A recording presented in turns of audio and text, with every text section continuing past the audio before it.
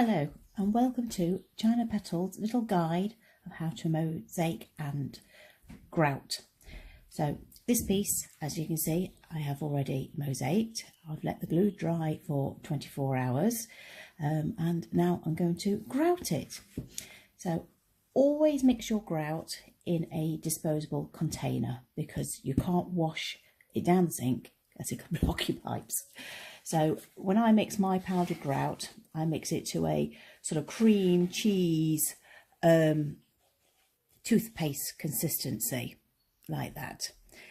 Once you've mixed it in, I would let it stand for a moment or two, a couple of minutes, just to soak in all the water and everything.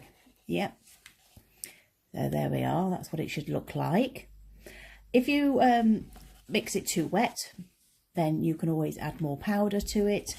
If you mix it too dry, just add a little bit of water, but just a drop at a time. It's like icing sugar when you mix ice and sugar, and if you add a drop too much, then it all goes really runny. Or another way you could make it thicken up is just leave it on the side and it'll dry up. Okay, so got my grout. I mix with an old plastic knife, but you could use lollipop sticks, coffee stirrers. Again, it's anything that could be wipeable or disposable, because grout is horrible stuff. So I mix it, put it in the centre of your object to start off with, and just start pressing it in between the tiles. You can do this with the knife, or even better still, with your fingers. Always wear gloves. Grout is very drying, and depends what manufacturer you use. Sometimes it can be a little bit corrosive and harsh. So with I always use a glove with one hand. So there we are. You just push it in into all the spaces, because you want to cover all the spaces. And then you also want it to go down the side as well. Yes. So just keep pushing it in, wiping along as you go.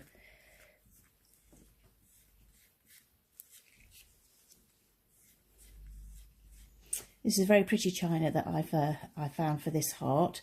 I think it was coal cloth with lots of little roses on, and I just thought it was so pretty. And I thought it would be quite romantic to have the little pearly beads going around the outside. Perfect for an anniversary or an engagement, or just look pretty in a room. So you don't want to wipe all your grout off at the beginning. You want to leave a bit on the top, because what will happen as a grout dries, it will shrink. And it will shrink into the gaps in between, the negative spaces in between your tiles. So you want to make sure you've got enough on top, so when it shrinks, it doesn't shrink so much that you can't actually see the grout in between. And you'll notice I've actually covered up the hole as well, the hanging hole at the top. At this stage, that's fine. So now that's near enough covered, and I've got all the edges nearly. Oh, I missed one there, look. Missed that little edge. Oh, and I spot another little edge there that I've missed. I might just get a little bit more grout there from my tub.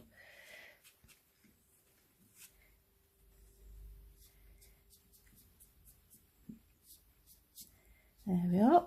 That looks like it's got all the edges near enough now. And then what you do is that you put it down and you leave it for at least 10, 15, even 20 minutes, depending on how deep your china is, because that depends on how deep your grout is, and how big your piece is.